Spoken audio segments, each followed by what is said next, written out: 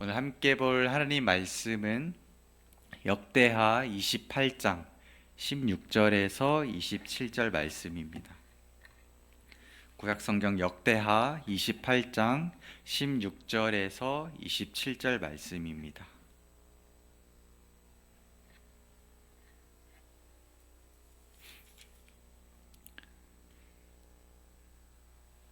교독해서 봉독하도록 하겠습니다. 그때 아하스 왕이 아수르 왕에게 사람을 보내어 도와주기를 구하였으니 이는 에돔 사람들이 다시 와서 유다를 치고 그의 백성을 사로잡았으며 블레셋 사람들도 유다의 평지와 남방 성읍들을 침노하여 벳세메스와 아얄롯과 그대롯과 소고 및 그 주변 마을들과 딥나 그 주변 마을들과 김소 및 그 주변 마을들을 점령하고 거기에 살았으니 이는 이스라엘 왕 아하스가 유다에서 망령되이 행하여 여호와께 크게 범죄하였으므로 여호와께서 유다를 낮추심이라. 아스르 왕 디귿발 발라셀이 그에게 이르렀으나 돕지 아니하고 도리어 그를 공격하였더라. 아하스가 여호와의 전과 왕궁과 방백들의 집에서 재물을 가져다가 아스르 왕에게 주었으나 그에게 유익이 없었더라. 이 아하스 왕이 공고할 때에 더욱 여호와께 범죄하여 자기를 진 다메섹 신들에게 제사하여 이르되 아람 왕들의 신들이 그들을 도왔으니 나도 그 신에게 제사하여 나를 돕게 하리라 하였으나 그 신이 아하스와 온 이스라엘을 망하게 하였더라. 아하스가 하나님의 전에 기구들을 모아 하나님의 전에 기구들을 부수고 또 하나님의 전 문들을 닫고 예루살렘 구성마다 제단을 쌓고 유다 각 성읍에 산당을 세워 다른 신에게 분향하여 그의 조상들의 하나님 여호와를 진노하게 하였더라. 아하스의 남은 시종 사적과 모든 행위는 유다와 이스라엘 열왕기에 기록되니라. 아하스가 그의 조상들과 함께 누움에 이스라엘 왕들의 묘실에 들이지 아니하고 예루살렘 성에 장사하였더라. 그의 아들 히스기야가 대신하여 왕이 되니라. 아멘. 저는 명절 연휴 때마다 이 외갓집인 밀양, 경상남도에 있는 이 밀양에 가기 위해서 고속도로 위에서 5시간, 6시간 정도를 보내게 됩니다. 그래서 이 고속도로 위를 운전을 하다가 보면은 터널이나 이 톨게이트를 지날 때 바닥에서 갑자기 드르륵 하는 그런 소리가 나는 그런 구간을 지나게 됩니다. 그래서 방심을 하고 있다가 그런 구간을 지나게 되면은 정신을 번쩍 차리게 됩니다. 그래서 도로 위를 달릴 때 과속하지 말고 혹은 또 졸음 운전하지 말라고 그렇게 경고를 하는 럼블 스트랩이라는 장치가 도로 위에 장치가 존재합니다. 그래서 뿐만 아니라 이렇게 도로 위를 달릴 때면은 과속 방지턱 또 과속 카메라 등 교통사고에 대해서 경고를 하는 장치들이 존재를 합니다. 이처럼 이와 같이 하나님은 과거 이스라엘 백성들과 또 왕들에게 하나님 앞에서 무엇인가 잘못된 길을 가고 있으면 선지자를 통해서 혹은 이방 나라들의 어떠한 침략을 허용함을 통해서 회개하고 돌아오라는 일종의 경고의 메시지를 보내곤 하십니다. 이스라엘 역사에 등장하는 이 왕들은 총 4가지 유형으로 나뉘게 되는데요.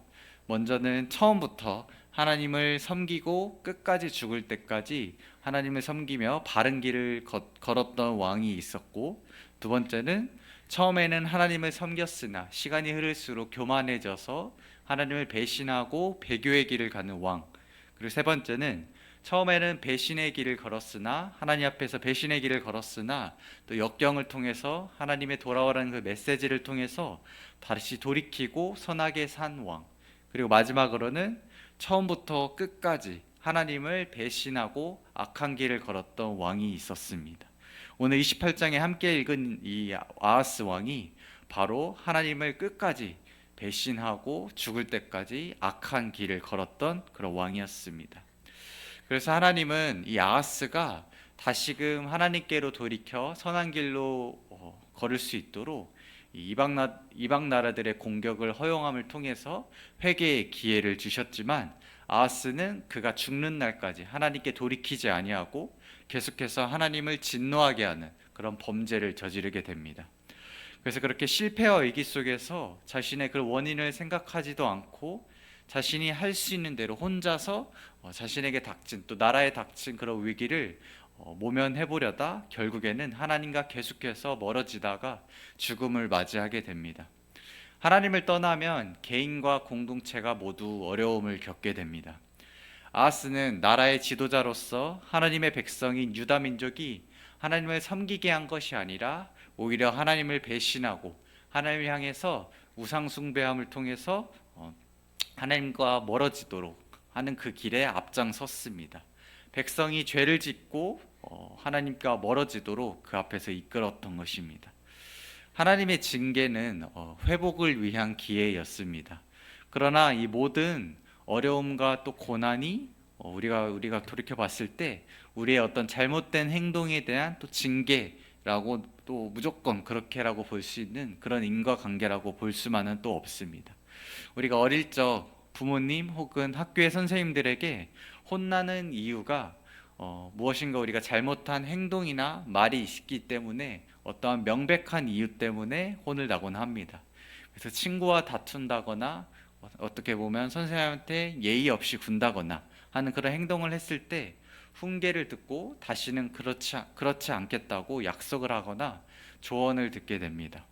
그래서 아하스 왕과 이 남유다 왕국이 이방 나라들의 공격을 받아서 나라가 어렵게 된 것은 하나님 앞에서 범죄한 이 아하스 왕의 명백한 그런 잘못이 있었기 때문이었습니다.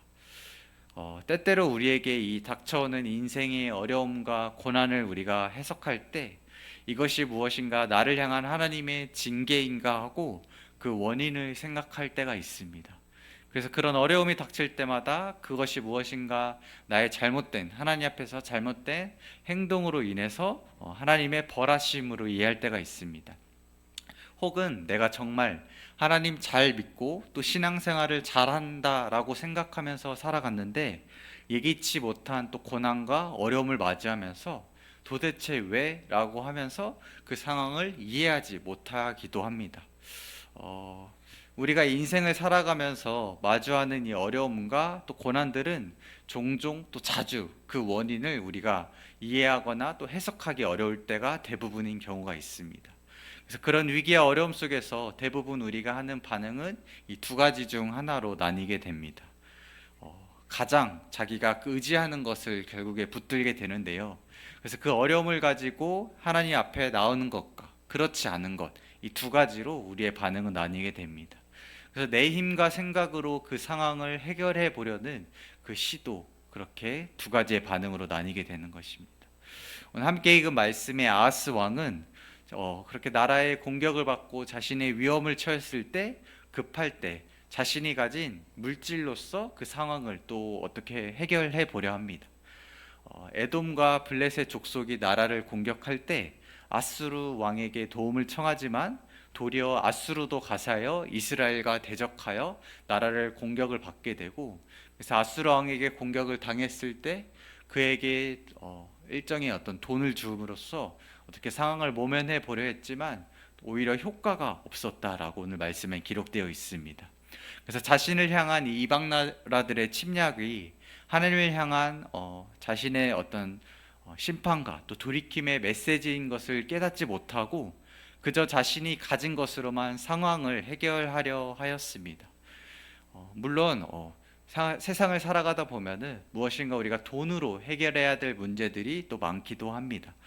그러나 우리가 그렇게 돈으로 무조건 무엇인가를 다 해결하고 우리의 인생의 행복을 추구한다라고 그렇게 살게 되면은 그것은 우리가 하나님을 온전히 신뢰하지 못하는 삶이라고 얘기할 수 있을 것입니다.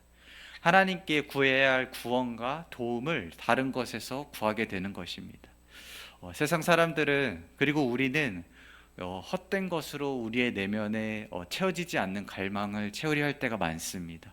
무엇인가에 중독되어서 우리 삶에 채워지지 않는 헛헛함을 또 채우려 합니다. 보통 우리가 취미 생활을 가진다라고 할 때 세 가지 정도를 다른 취미 생활을 가지라고 이렇게 추천을 하고는 합니다. 하나는 우리의 어떤 정신적인 만족을 위한, 또 하나는 우리가 무엇인가 만들어내는 창조적인 어떤 욕구를 채워주는, 그리고 마지막으로는 어떠한 신체를 활동하는 그런 동적인 취미 생활을 이 세 가지를 통해서 삶의 질을 높이라고 이렇게 추천을 하곤 합니다. 물론 그런 취미들을 통해서 우리에게 쉼과 안식을 주는 것은 맞습니다. 그러나 그런 취미 생활이 우리에게 즐거움을 주고 안정감을 주는 그런 취미 생활이 과도한 즐거움을 넘어서 우리에게 강박적으로 그것이 내 삶의 행복의 본질이라고 착각할 때가 많습니다. 나의 워라밸을 위해서 나에게 행복을 주는 그런 취미 생활에 힘써야 나에게 큰 행복을 줄 것이라는 생각에 빠져서 하나님이 뒷전일 때가 많이 될 때가 있습니다. 그래서 우리가 삶에 지쳐서, 그러니까 삶의 어려움을 당해서 무엇인가 회복이 필요하다, 무엇인가 내가 피할 곳이 필요하다라고 느낄 때 하나님보다도 가장 먼저 찾게 되는 것이 우리가 그렇게 우리에게 힐링을 허락하는 그런 취미 생활이 될 때가 있습니다. 우리가 그것들에 목말라 하면서 매달리게 만드는 것입니다. 그리고 어느 하나로부터 그 즐거움을 취하는 것이 아니라 계속해서 이것저것 새로운 또 즐거움을 추구하게 되고, 그것을 통해서 우리의 당장에 닥친 인생의 고통과 또 어려움과 무료함을 해소하려 하는 것입니다. 오늘 말씀의 이 아하스 왕은 자신의 증조부였던 아마샤 왕처럼 돈처럼 이 적국의 공격으로부터 상황을 모면하려 하였지만 소용없었음을 우리는 보게 됩니다. 우리가 보통 어려우면은 우리에게 닥친 고난의 상황에서 그 상황에서 오히려 우리가 하나님을 찾기 마련인데, 아하스 왕은 그러지 않았습니다.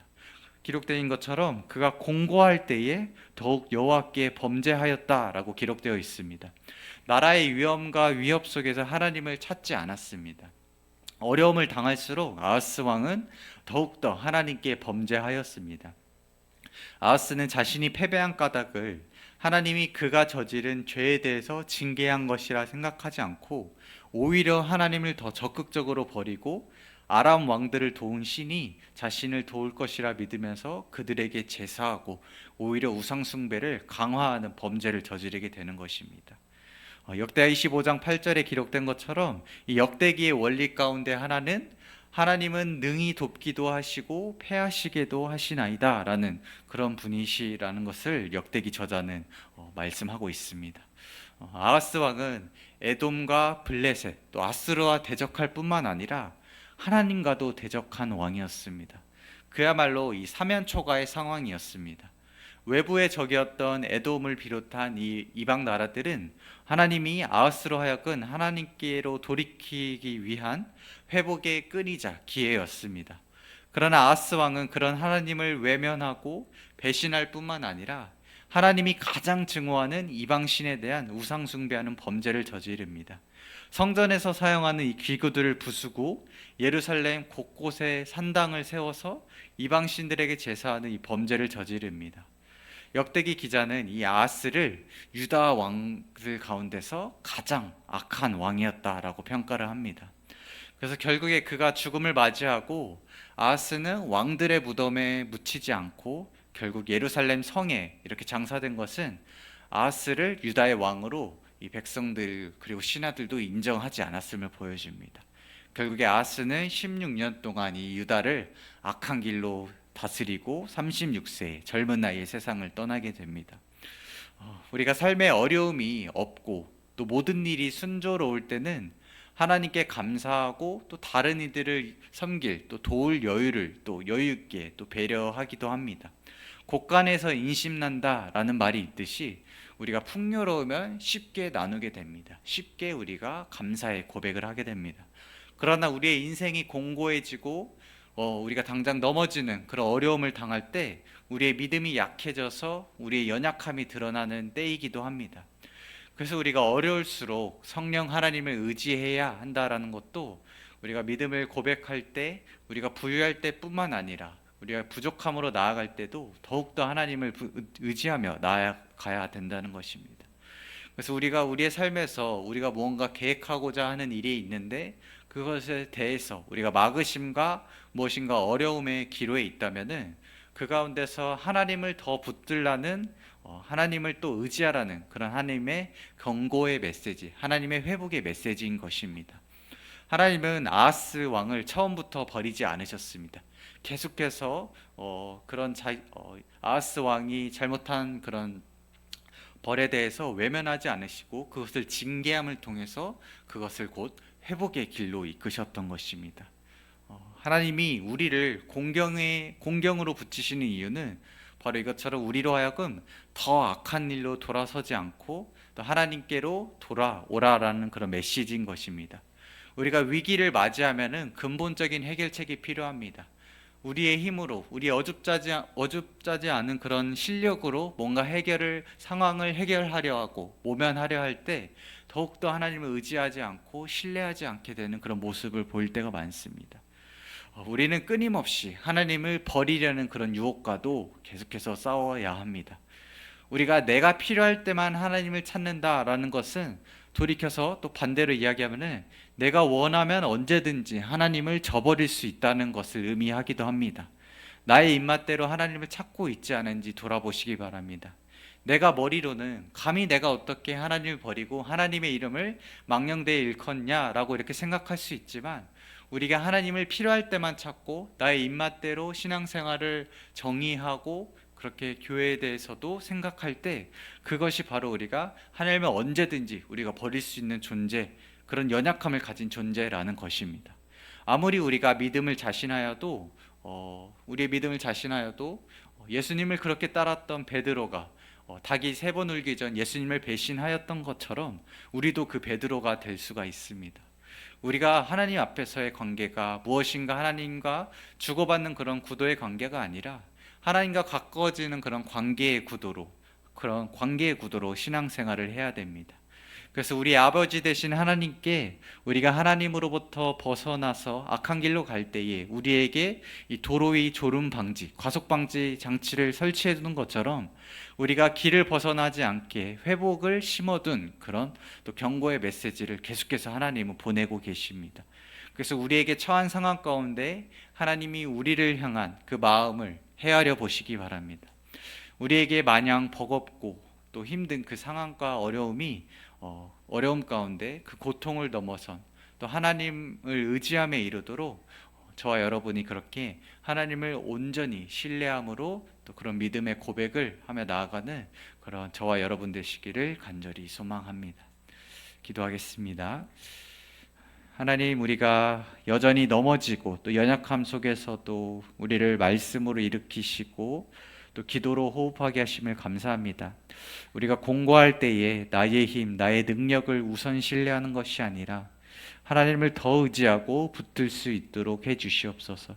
하나님의 존재에 대한 믿음을 넘어서 인격적으로 하나님을 신뢰함을 시간이 지날수록 쌓아가게 하시고 또 삶으로 그 믿음을 살아내며 살기를 원합니다. 오늘도 우리를 사랑하시는 예수님의 이름으로 기도드립니다. 아멘.